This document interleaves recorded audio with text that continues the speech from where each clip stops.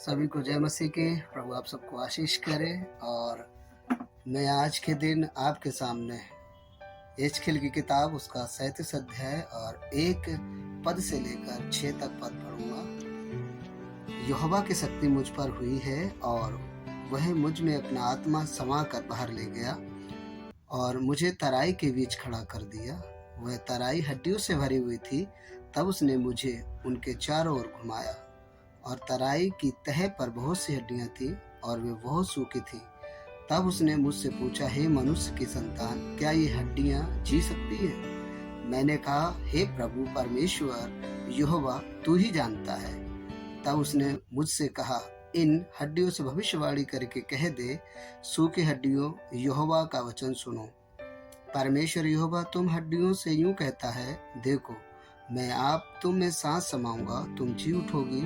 मैं तुम्हारी नसें उपजा कर मांस चढ़ाऊंगा और तुमको चमड़े से ढांपूंगा और तुम में सांस समाऊंगा और तुम जी जाओगी और तुम जान लोगे कि मैं यहोवा हूँ।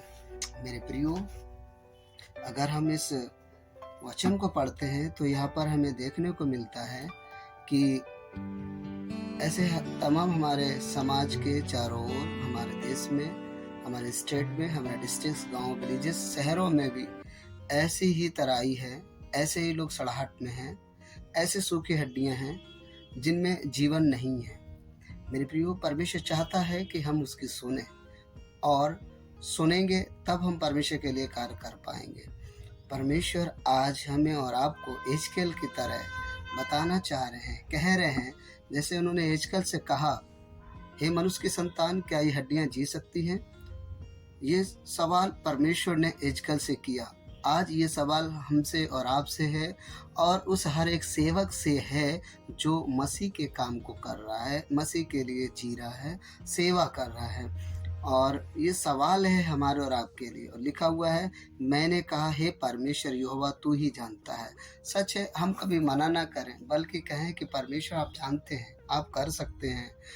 कभी कभी क्या होता है कि हम अपने विचार बना लेते हैं, अपनी परिस्थितियों में फंस जाते हैं और ये सोचते हैं कि ये कैसे होगा, ये कौन होगा। और हम कभी सोचते हैं, कभी हम मौसम का बहाना, कभी फाइनेंस का, कभी किसी चीज़ का। लेकिन मेरे प्रियो, जब हिजकेल से परमेश्वर ने कहा, क्या ऐसा हो सकता है? तो हिजकेल ने कहा, हाँ प्रभु, अगर आप चाहते हो तो जरूर होगा। तो सचमुच में जैसे हिजकेल ने परमेश्वर से कहा, परमेश्वर ने उसके उन शब्दों को बोला और उन हड्डियों के लिए बोला कि जाओ इनके लिए भविष्यवाणी करो।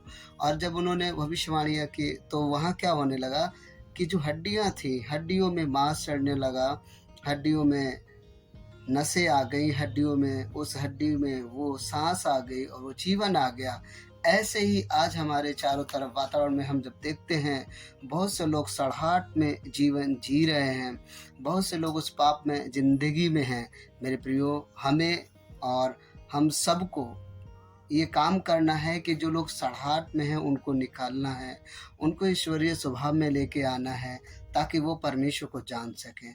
और हम देखते हैं कि आज बहुत प्रकार के पाप में लोग जीवन व्यतीत कर रहे हैं, खालीपन है, निराशा में है, उनके पास कोई आशा नहीं है, कोई जीवन में कुछ भी ऐसा नहीं है जो अपने जीवन को वो बता सकें, कह सकें। और उनके पास एक ऐसा दुख है जो अपने अंदर लिए हुए हैं। आज हम देखते हैं तमाम भाई बहन, जवान, बच्चे, बुजुर्ग और हर एक के जीवन में कुछ ना कुछ ऐसी समस्याएं चल रही हैं। लेकिन मेरे प्रियो, हम जो मसीह लोग हैं, हमारे लिए ये प्रावधान है कि हम जाकर लोगों को बताएं, हमारा कर्तव्य है, और हम उनको उस पाप में से निकालें। और जब हम उन्हें मसीह के बारे में, जब हम उन्हें प्यार के बारे में, जब हम उन्हें स्वतंत्रता के बारे में, जब हम उन्हें जीवन के बारे में बताएंगे, तो वो लोग आनंद में अपने जीवन को मसीह को देंगे और वो सड़ाहट से छूट जाएंगे और वो भी उन हड्डियों की तरह नई ताज़ा हो जाएंगे और उनमें सामर्थ्य आ जाएगी और प्रभु की महिमा होगी। जब लोग सड़ाहट से निकलते हैं, परमेश्वर को आनंद होता है। मेरे प्रियो, हम सब मिलकर इस काम को करें और वचन के द्वारा लोगों को सहायता करें। परमेश्वर हमारे जीवनों को आशीषित तब करेगा जब हम परमेश्वर के लिए कार्य करेंगे।